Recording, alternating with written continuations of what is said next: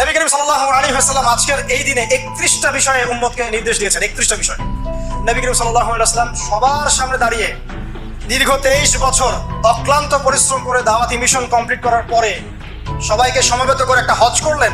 হে জনগণ, আমি জানি না আজকের পরে আমি তোমাদের সাথে মিলিত হতে পারবো কিনা, অতএব যে ব্যক্তি আজকে আমার এই কথাগুলোকে স্মরণ রাখবে সে যেন অন্যের কাছে এই কথাগুলো পৌঁছে দেয়।